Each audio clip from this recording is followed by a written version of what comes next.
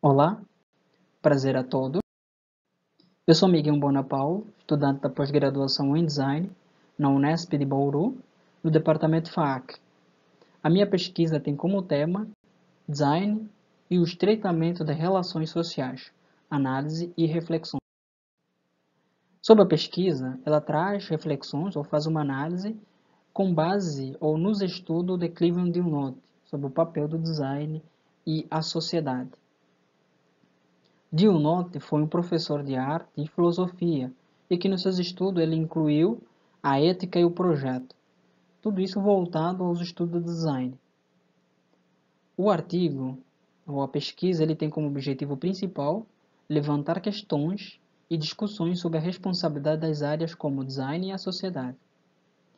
Também a pesquisa tem como método científico com base em análise teórica. Tem que fazer uma análise teórica sobre os estudos de Cleveland Dillon. A discussão encontrou espaço nas análises da pesquisa que trata sobre design como uma atividade socialmente significativa, onde o autor, Cleveland Dillon, procurou esclarecer realmente a influência do design na sociedade e o papel da sociedade comparado ao design. Na introdução, aqui percebemos que para responder ou esclarecer a dúvida do design e a sociedade, devemos fazer a pergunta certa. Por não ser um questionamento contemporâneo, a preocupação sobre isso, design e a sociedade, não é de hoje, não é contemporâneo. A pesquisa como estudo surgiu há muito tempo, por meio de debate acadêmico para entender a relação do design e a sociedade. Não só na academia que surgiu esse debate realmente sobre o papel do design e o papel da sociedade. Ele surgiu já faz muito tempo, na época da expansão da indústria, período industrial. Mas foi realmente na academia onde esses estudos se foram complementando ou se foram fundamentando.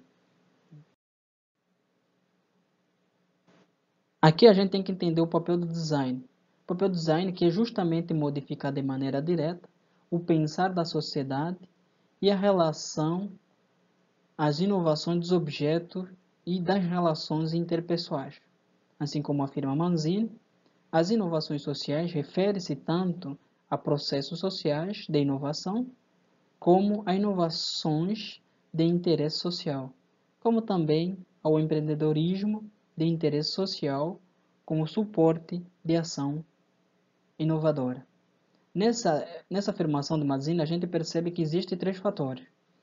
O mercado, que nesse caso é a indústria, existe a indústria, existe o processo artesanal das comunidades e existe a academia. Mas aqui o Dillon, ele esclarece que devemos primeiro tentar compreender o caráter da relação do design e a sociedade antes de entender outras relações. Antes de entender o fenômeno da inovação social, precisamos entender outras relações, porque são fragmentos que ficam para trás, que não são esclarecidos. Assim, a pesquisa procura esclarecer as indagações do autor, que vão desde o design forma, de alguma forma, a sociedade impõe sua forma ao design, e por último, o design é determinado ou relativamente autônoma ou totalmente autônoma da sociedade. A primeira indagação, neste ponto, o entendimento parte do que é chamado inovação social, defendida por Manzini. Mas como nós vimos na imagem, temos que entender que a inovação social parte justamente da interferência dos usuários. Aí como representado a imagem. O usuário ele tem uma maior interferência de maneira direta sobre o processo do que a inovação social. Resumindo, sem usuário não existiria inovações sociais. Ou sem interesse do usuário não existiria inovações sociais.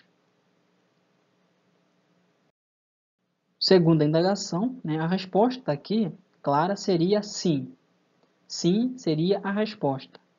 De acordo com os estudos desta pesquisa, conclui assim que a sociedade impõe sua forma ao design, por meio do valor das comunidades, das culturas e do processo artesanal, que é claramente a participação ativa, a exploração das relações e a indução de funções nos objetos, tanto digitais quanto analógicos, né? Por mais que a gente está nessa época, nesse período da expansão da tecnologia, nós percebemos que a sociedade impõe sua forma ao design, de uma maneira direta ou de uma maneira indireta. Por último, a última indagação, né, neste último questionamento, entende-se que o design torna ou toma o social como um dado determinado por um conjunto de relações e autônomo que vai do ato da função até a aplicação. Então, entende-se, então pode-se abordar que as injunções por modelar as ideias opostas da atividade de design, como relações e aspecto de uma totalidade, que é o design, que abrange e teoricamente transcende qualquer polo único da matrix, que seria o começo, ou a mãe, ou o princípio de tudo, né? Assim, diante das análises ou dos estudos, entende-se que o Deal Note, né, apenas é um dentre as vozes de um debate que na década de 70 espalhou-se no interior da disciplina sobre a sua contribuição do design no âmbito social. As respostas acima esclarecem alguns pontos sobre esse fenômeno, né? Não é um estudo atual, então existem muitos autores que vêm tentando esclarecer esse fenômeno. Qual é o papel do design, a responsabilidade do design.